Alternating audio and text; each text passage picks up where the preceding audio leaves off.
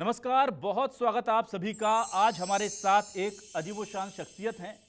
साहित्य की दुनिया में, मोहब्बत की दुनिया में, प्यार करने वालों की दुनिया में, हिंदी की दुनिया में, मुशायरों की दुनिया में जिसे कोई तारुफ की ज़रूरत नहीं है। हमारे साथ आज डॉक्टर विष्णु सक्सेना जी हैं। बहुत स्वागत करता हूं सर आपका। नमस्कार। आज डॉक्टर विष्णु सक्सेना जी से हमने वक्त लिया है क्योंकि कई दशकों से वो मंचों पर प्यार को गुनगुना रहे हैं, मोहब्बत को बिखेर रहे हैं और जाहिर सी बात है कि दिलों को धड़का रहे हैं। तो अपने दर्शकों को मैं बता दूं कि डॉक्टर विष्णु सक्सेना का साहित्य में क्या स्थान है, ये किसी भी हिंदी को जानने वाले, साहित्य को जानने वाले शख्स से पूछिए। जो कवि हो, मुशायरे को सुनता हो या फिर दिल की धड़कन को समझता हो, वो कभी ना कभी इस चेहरे और इस मखमली आवाज़ से ज़रूर टकराया होगा। यश भारती, महादेवी वर्मा और हरिवंश राय बच्चन जैसे बड़े सम्मान जिनके खाते में हैं। करीब 1 दर्जन से ज़्यादा देशों की यात्राएं जिन्होंने की हैं और आज भी उनकी डिमांड इतनी होती है कि हमें बड़ी मुश्किल से समय मिल पाया है। बहुत स्वागत करता हूं सर आपका। डॉक्टर विष्णु सक्सेना जी, सबसे पहला तो मैं जानना ये चाहूँगा कि डॉक्टर विष्णु सक्सेना जो हैं वो कैसे इस हिंदी साहित्य की नदिया से जुड़ गए, कहाँ से आपका रुझान हुआ, शुरुआत कैसे हुई, ये बताइए। आज आपसे बहुत दिल की बातें करेंगे जी, क्योंकि ऐसा प्लेटफॉर्म मिला है जहां मन की बातें कही जा सकती है। दिल की कोरी किताब लाया हूँ, नर्म नाजुक गुलाब लाया हूँ। तुमने डर डर के जो लिखे ही नहीं, तुमने डर डर के जो लिखे ही नहीं, उन खतों के जवाब लाया हूँ, उन खतों के जवाब लाया हूँ। पहला खत जुल्फ खोल कर पढ़ना, दूसरा दिल टटोल कर पढ़ना, तीसरे खत में टूटे सपने हैं, तीसरे खत में टूटे सपने हैं, अपने आंसू में घोल कर पढ़ना, अपने आंसू में घोल कर पढ़ना। आपका सवाल था कि गीत गज़ल की मोहब्बत की दुनिया में कैसे आए जी। तो ये कभी कोई बनता नहीं है कहीं से। हीरा जो है पैदा होता है, हीरा बनाया नहीं जा सकता। इसी तरह से कवि को बनाने की कोई फैक्ट्री नहीं है, ना ही कोई यूनिवर्सिटी है वहाँ कोई कवि बनता हो। ये गॉड गिफ्ट होती है, आपके पारिवारिक संस्कार होते हैं, वहाँ से कविता जन्म लेती है। मेरे दादाजी बहुत अच्छे कवि थे, मेरे पिताजी बहुत अच्छे कवि थे, वहाँ से खून में कविता आई मेरे। वो गज़लें बहुत अच्छी लिखते थे, गीत बहुत अच्छे लिखते थे। अब मैं आपको बताता हूँ कविता की तरफ कैसे मुड़ा मैं। एक मेरे शहर में प्रेस थी, वहाँ कविता छपवाने के लिए चले जाते। अब सोचिए 6ठी-7वीं का बालक कैसी कविताएं लिखता होगा। उस प्रेस वाले से हमारी जान पहचान थी, हमसे बहुत काम कराता था 4 लाइन छापने के लिए। एक दिन दादाजी ने हमसे पूछ लिया, कहाँ जाते हो? मैंने कहा कविता छपवाने जा रहे हैं। तो बोले तुम कविता लिखते हो? मैं कि जी लिख लेते हैं थोड़ी बहुत। तो बोले दिखाइए। जब उन्होंने हमारी कविता देखी तो कविता जैसा कुछ भी नहीं था उसमें। फिर उन्होंने हमको डांट लगाई। उन्होंने कहा कि खबरदार जो आज के बाद किसी अखबार वाले के पास अपनी कविताएं छपवाने गए, अपने अंदर वो जज्बा पैदा करिए, अपनी कविता में वो स्किल पैदा करिए, वो ताकत पैदा करिए कि अखबार वाले आपके पास आएँ कि विष्णु हमको आपकी कविता चाहिए। वो ज़िंदगी का मेरा टर्निंग पॉइंट था। दूसरा टर्निंग पॉइंट आपको बताता हूँ। लोग पूछते हैं कि आप इतना अच्छा गाते कैसे हैं, ये गायन कहाँ से आया? आमतौर पे कवि इतना अच्छा नहीं गा पाते। तो वो संगीत का जो वायरस था जी, वो मेरे अंदर मेरे चाचा जी की तरफ से आया। मेरे चाचा जी क्लासिकल संगीत, शास्त्रीय संगीत के मास्टरपीस आदमी थे। फर्स्ट ईयर में था, हिम्मत नहीं थी मंच पे जाने की, तो मेरे जो साथ के लोग थे उन्होंने कहा नहीं विष्णु सक्सेना एक कविता सुनाएंगे, गीत सुनाएंगे।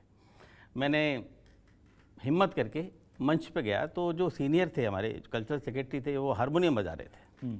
मैंने कहा सर मेरे बॉस मेरे लिए हारमोनियम बजा दीजिए। तो उन्होंने कहा जी मेरी तो उंगलियां थक गई हैं, मैं हारमोनियम नहीं बजा पाऊँगा जी।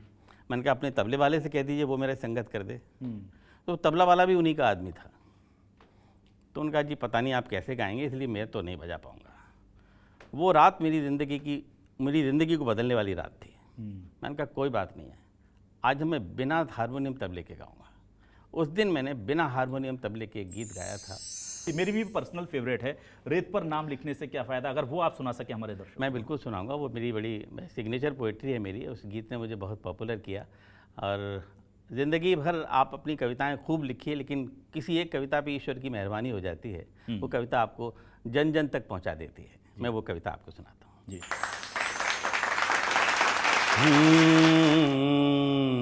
रेत पर नाम लिखने से क्या फायदा, रेत पर नाम लिखने से क्या फायदा, एक आई लहर कुछ बचेगा नहीं, तुमने पत्थर सा दिल हमको कह तो दिया, तुमने पत्थर सा दिल हमको कह तो दिया, पत्थरों पर लिखोगे मिटेगा नहीं, रेत पर नाम लिखने से क्या फायदा।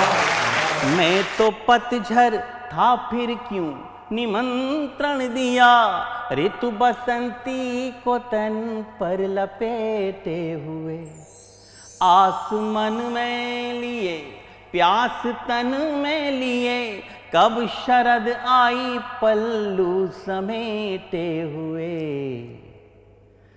तुमने फेरी निगाहें अंधेरा हुआ, अंधेरा हुआ, तुमने फेरी निगाहें अंधेरा हुआ, ऐसा लगता है सूरज उगेगा नहीं, रेत पर नाम लिखने से क्या फायदा।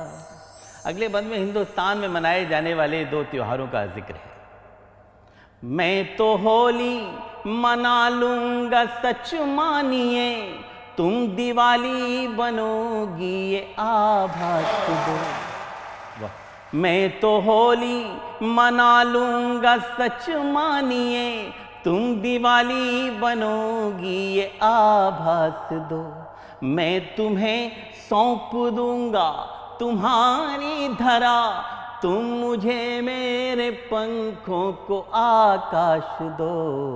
देखिए शब्द को कैसे विजुअलाइज किया जाता है वो बताता हूँ आपको जी। कि उंगलियों पर दुपट्टा लपेटो न तुम, बहुत खूबसूरत, लपेटो न तुम, उंगलियों पर दुपट्टा लपेटो न तुम, यूं करोगे तो दिल चुप रहेगा नहीं, रेत पर नाम लिखने से क्या फायदा, एक आई लहर कुछ बचेगा नहीं, तुमने पत्थर सा दिल हमको कह तो दिया।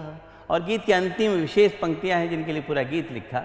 कहा जाता है प्रेम का सबसे बड़ा देवता कृष्ण होता है। उसके इर्द गिर्द ये चारों पंक्तियां घुमाता हूं। कृष्ण के जीवन में 3 कैरेक्टर आए, रुक्मिणी, राधा और मीरा।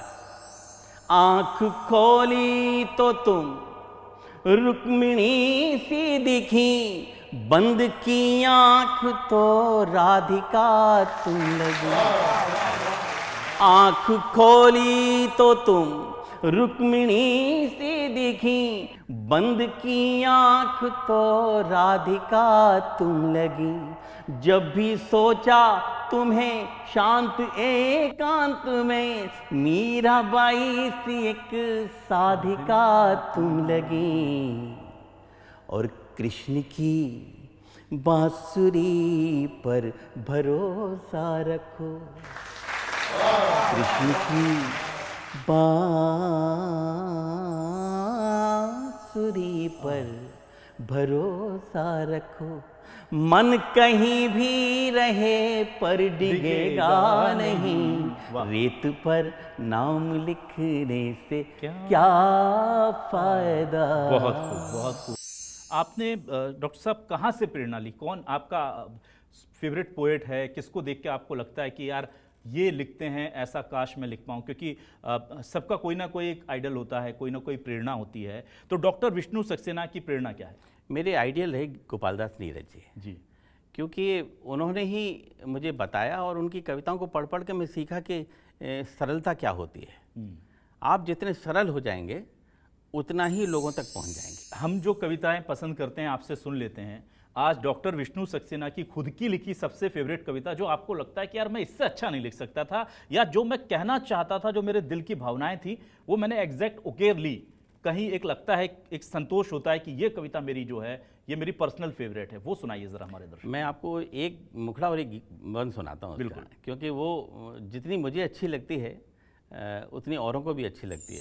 थाल पूजा का लेकर चले आइए, मंदिरों की बनावट सा घर है मेरा, थाल पूजा का लेकर चले आइए, मंदिरों की बनावट सा घर है मेरा, आरती बन के गूंजो दिशाओं में तुम, और पावन सा कर दो शहर ये मेरा, थाल पूजा का लेकर चले आइए। एक खास मैं सुनाता हूँ जी। झील सा मेरा मन एक हलचल भरी नाव जीवन की इसमें बहा दीजिए। वाह।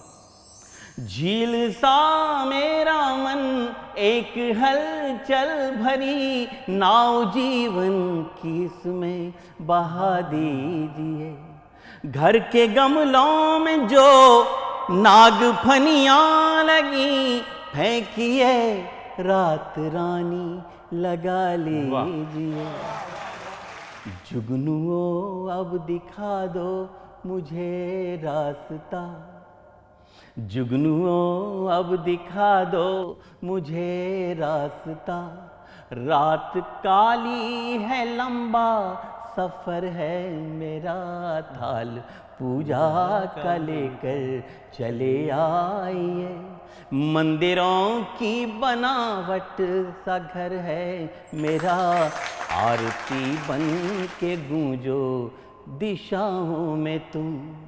कभी कभी हम अपने मुंह से कुछ कह नहीं पाते तो इशारों में बात कहनी पड़ती है। जहाँ लब खामोश हो जाते हैं वहाँ इशारे काम करते हैं। एक माइन्यूट सा ऑब्जर्वेशन दिखाता हूँ आप जी।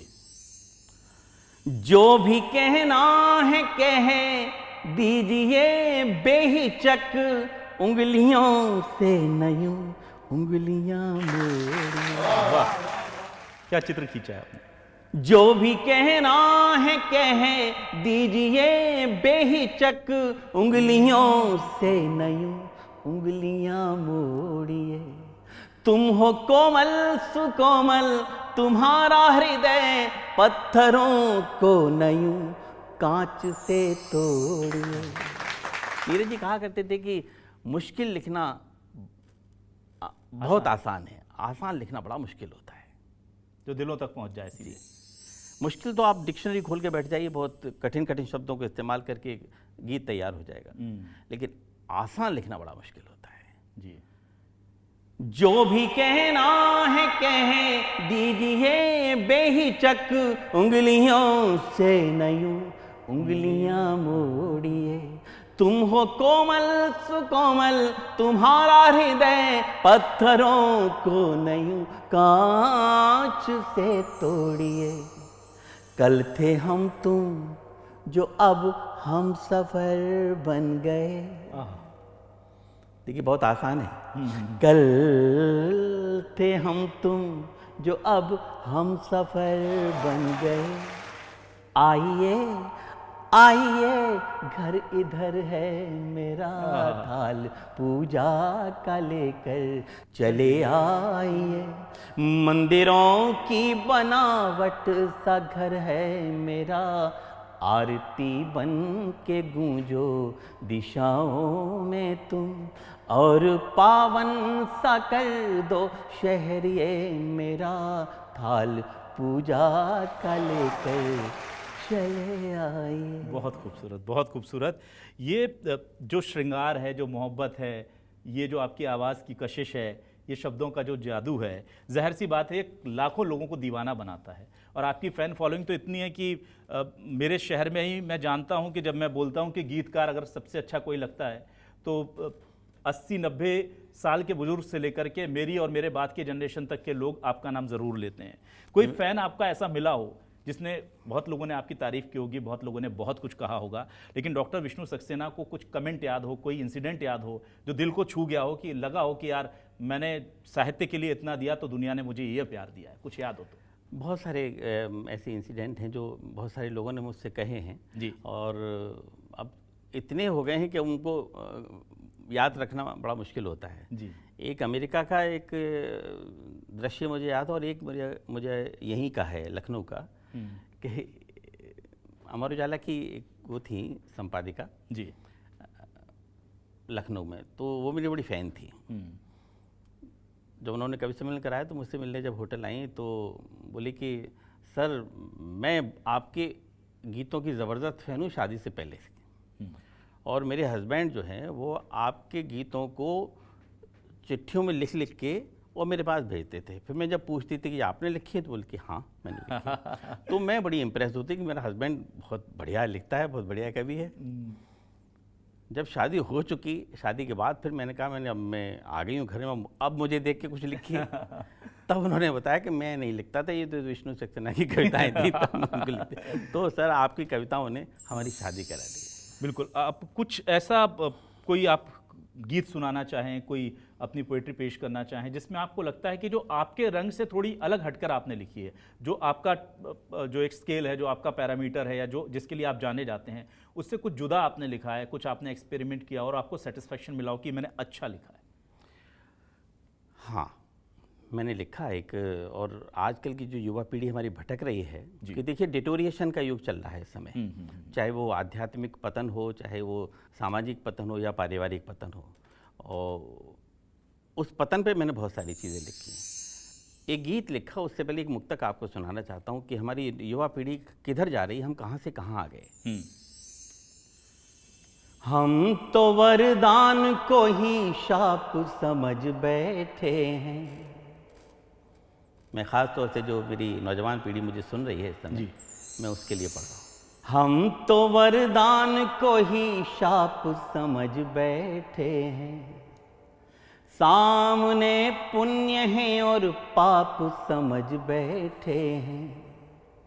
पहले माँ बाप को दौलत ही समझते थे हम, पहले माँ बाप को दौलत ही समझते थे हम, आज दौलत को ही माँ बाप समझ बैठे हैं।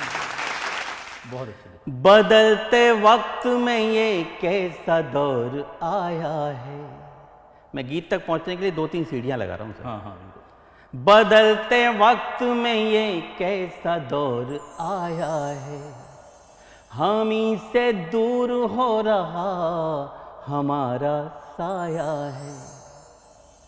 आज हम उनकी जुबां पे लगा रहे बंदिश, आज हम उनकी जुबां पे लगा रहे बंदिश, जिन बुजुर्गों ने हमें बोलना सिखाया। क्या बात। अगर हमने अपने परिवार सुरक्षित कर लिए तो मेरा दावा है ये समाज भी सुरक्षित हो जाएगा और ये देश भी सुरक्षित हो जाएगा। पूरे समाज की, पूरे देश की इकाई होता है परिवार। हमने अपना परिवार ठीक कर लिया तो सब कुछ ठीक हो जाएगा। लकीरें हाथ की जो अपनी पढ़ नहीं सकते, संस्कारों को बचाए रखिएगा।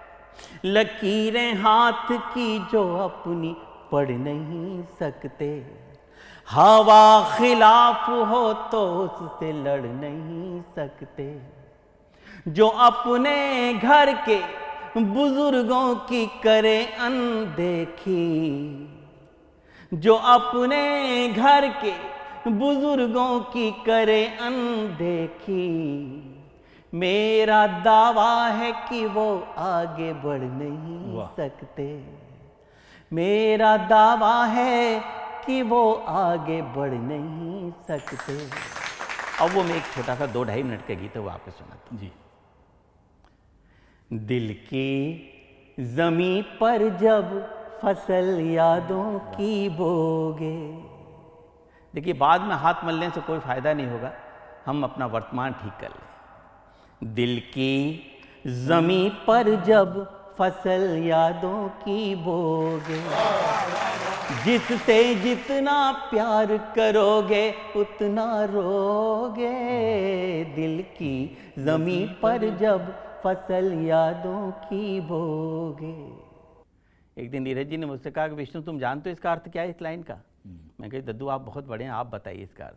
तो उन्होंने इसका अर्थ बताया। उन्होंने कहा कि इस एक लाइन में पूरी की पूरी गीता का अनुवाद है। इसमें लिखा है कि आप जीवन में सबसे ज़्यादा जिससे मोहब्बत करेंगे, चाहे वो आपका बेटा हो, बेटी हो, पत्नी हो, प्रेमिका हो, बहन हो, भाई हो, दोस्त हो, जिससे सबसे ज़्यादा मोहब्बत करेंगे, एक न एक दिन आपकी आंखों में आंसू देके आपका दिल तोड़कर ज़रूर जाएगा। जिससे जितना प्यार करोगे उतना रोगे। दिल की ज़मीं पर जब फसल यादों की बोगे। कैसा होता दर्द टूटने का डाली से पतझड़ आने की पीड़ा तुम हरियाली से पूछो। एक कली खिलने से पहले कोई तोड़ ले जाए, क्यों गुमसुम सा हो जाता है उस माली से पूछो। क्या नाजुक है। मेरे दोस्तों, जिंदगी की फिलॉसफी एक पंक्ति में बताता हूं। पा जाओगे सब कुछ खुद को। सब कुछ बहुत जल्दी नहीं मिलता, जल्दी करेंगे एक्सीडेंट हो जाएगा। पा जाओगे सब कुछ खुद को जितना खोगे। दिल की जमीं पर जब फसल यादों की बोगे। जिससे जितना प्यार करोगे उतना रोगे। दिल की जमीं पर जब फसल यादों की बोगे। नदिया जब से गई छोड़कर सूने हुए किनारे, रूठ गए हैं स्वर जिस दिन से टूट गए एक तारे। जब तक नील गगन में रहते चमक नहीं खोते हैं, जाने कहाँ चले जाते हैं टूटे हुए सितारे। नौजवान दोस्तों, जीवन में कभी नाउम्मीद मत होइए, हमेशा पॉजिटिव रहिए। मेरा दावा है आप हर क्षेत्र में आगे बढ़ेंगे। सपने अपने हो जाएंगे, सपने अपने हो जाएंगे जब भी सोगे। दिल की जमीं पर जब फसल यादों की बोगे। जिससे जितना प्यार करोगे उतना रोगे। दिल की जमीं पर जब फसल यादों की बोगे। तो जब जब ऐसी कविताएं लिखता हूँ बड़ी संतुष्टि मिलती है कि मैं समाज के लिए कुछ लिख रहा हूँ। बहुत अच्छी बात है। और समाज में आजकल ये देखा गया है कि प्यार जो था पहले, वो समर्पण था, वो त्याग था, वो दुआएं थीं। और अब का जो प्यार है, अब की जो मोहब्बत है, वो जुनून है, वो इंतकाम है, वो बदला है।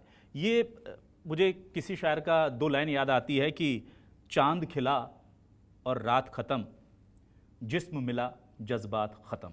तो ये जो प्यार में लगातार गिरावट आ रही है यंग जनरेशन में, उसे लेकर क्या कहेंगे, खासतौर से नाकाम होने के बाद जिस तरह के कदम उठा रहे हैं? तन और मन है पास बहुत, फिर सोच सोच में क्यों दूरी है। मोहब्बत में जो संवेदनाएं होती हैं वो बताता हूँ आपको।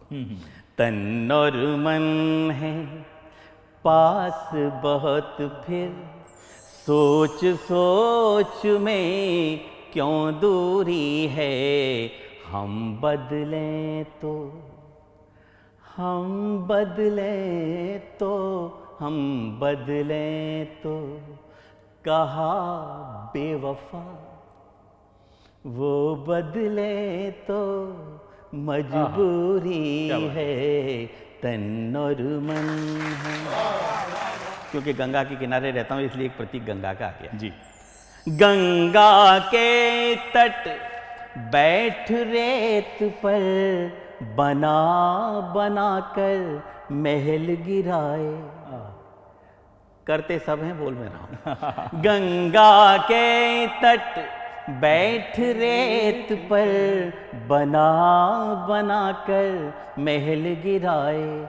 हमने उसको, उसने हमको, जाने क्या क्या सपन दिखाए। अब कि कल सपने में, मोहब्बत ऐसी होनी चाहिए, कल सपने में मांग भरी थी, कल सपने में मांग भरी थी, कल सपने में मांग भरी थी, हाथ अभी तक सिंदूरी है, तन और मन है पास बहुत फिर उपवन। हम लोग जिंदगी भर भटकते हैं मंजिल की तलाश में, वो भटकन का बंदा आपको सुनाता हूं जी।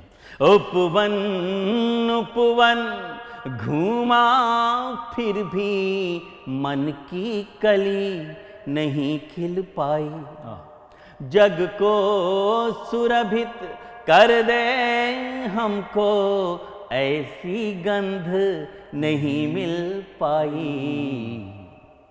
अब भी मन मृग बना हुआ है, अब भी मन मृग बना हुआ है, फिरे ढूंढता कस्तूरी है, हम बदलें तो कहा बेवफा वो बदले तो मजबूरी है। तो संवेदनाएं होनी चाहिए मोहब्बत में। जब तक फीलिंग्स नहीं होंगी वो फिर मोहब्बत नहीं, व्यापार है। अंत में जाते जाते हमारे दर्शकों के लिए, न्यूज़ 24 के दर्शकों के लिए कोई बेहतरीन सा नगमा आप दे जाएं ताकि ये जो विदाई आपकी है ये हम यादगार करें। न्यूज़ 24 का आगाज़ इस खास कार्यक्रम का आप कर रहे हैं, डॉक्टर विष्णु सक्सेना कर रहे हैं, हमारा सौभाग्य है। मैं वहीं पर खड़ा तुमको मिल जाऊंगा, जिस जगह जाओगे तुम मुझे छोड़कर। मैं वहीं पर खड़ा तुमको मिल जाऊंगा, जिस जगह जाओगे तुम मुझे छोड़कर। अश्क पी लूँगा और गम उठा लूँगा मैं, तेरी यादों को सो जाऊंगा छोड़कर। मैं वहीं पर खड़ा। जब भी बारिश की बूंदें भिगोए तुम्हें, सोच लेना कि मैं रो रहा हूं कहीं। जब भी बारिश की बूंदें भिगोए तुम्हें, सोच लेना कि मैं रो रहा हूं कहीं। जब भी हो जाओ बेचैन ये मानना, खोल कर आँख में सो रहा हूँ कहीं। टूट कर कोई कैसे बिखरता यहाँ, टूट कर कोई कैसे बिखरता यहाँ, देख लेना कोई आईना तोड़ कर। मैं वहीं पर खड़ा। जब तुम यहाँ से जाओगे तो संसार के बहुत सारे पत्थरों का सामना करना पड़ेगा। आपको उन पत्थरों का कैसे जवाब देना है वो बताता हूँ। रास्ते में कोई तुमको पत्थर मिले, पूछना कैसे जिंदा रहे आज तक। वो कहेगा जमाने ने दी ठोकरें, जाने कितने ही ताने सहे आज तक। भूल पाता नहीं उम्र भर दर्द जब, भूल पाता नहीं उम्र भर दर्द जब, कोई जाता है अपनों से मुंह मोड़ कर। मैं वहीं पर खड़ा तुमको मिल जाऊंगा, जिस जगह जाओगे तुम मुझे छोड़कर। अश्क पी लूंगा और गम उठा लूंगा मैं, तेरी यादों को सो जाऊंगा ओढ़ कर। मैं वहीं पर खड़ा। वाह, क्या बात है, बहुत खूबसूरत। डॉक्टर विष्णु सक्सेना, आज आपने वक्त दिया न्यूज़ 24 को और हमारे इस शानदार कार्यक्रम का जानदार आगाज़ किया, उसके लिए बहुत शुक्रिया। हिंदी की सेवा आप ऐसे ही करते रहें, शुभकामनाएं हैं हमारी, दिलों को धड़काते रहें। और जो मोहब्बत की सच्ची खुशबू है, जिसमें प्रेम है, जिसमें मिठास है, जिसमें ज़मीन की खुशबू है, मिट्टी की सुगंध है, वो आप बिखेरते रहें। क्योंकि साहित्य को भी, जैसे सियासत बेलगाम हो जाती है, रास्ता भटक देती है, साहित्य भी अगर अपने रास्ते पर बना रहे तो बहुत ज़रूरी है ये, और उसमें आप जैसे लोगों की बहुत बड़ी भूमिका है। बहुत बहुत शुक्रिया सर। मैं कठपुतली हूँ, पपेट हूँ, मेरा कुछ भी नहीं है सर। मैंने बताया ना, मैं सब ईश्वर जो मुझसे कराता है वो करता चलता हूँ। मुझे नहीं मालूम अच्छा हो रहा है या ख़राब हो रहा है। अभी जाने दो मुझे, बाद में फिर आऊँगा। कभी आपने दोबारा फिर किसी एपिसोड में मुझे रिपीट किया, उसके लिए बोलता हूँ जी। बाय द वे, ना हम अभी जाने दो मुझे, बाद में फिर आऊँगा। साथ ले जाके तुम्हें वो जगह दिखाऊंगा। आपको जो दूसरा सवाल था उसका जवाब दे रहा हूँ जी। अभी जाने दो मुझे, बाद में फिर आऊंगा। साथ ले जाके तुम्हें वो जगह दिखाऊंगा। दिल के मंदिर में जहां आरती हुई न कभी, दिल के मंदिर में जहां आरती हुई न कभी, तुम्हारे हाथ से मैं एक दिया जलाऊंगा। बहुत बहुत धन्यवाद। बहुत शुक्रिया सर आपका आने के लिए। आज न्यूज़ 24 के इस खास कार्यक्रम में बस इतना ही। फिर होगी किसी नई अजीमोशान शख्सियत से मुलाकात। फिलहाल हमें दें इजाज़त। नमस्कार।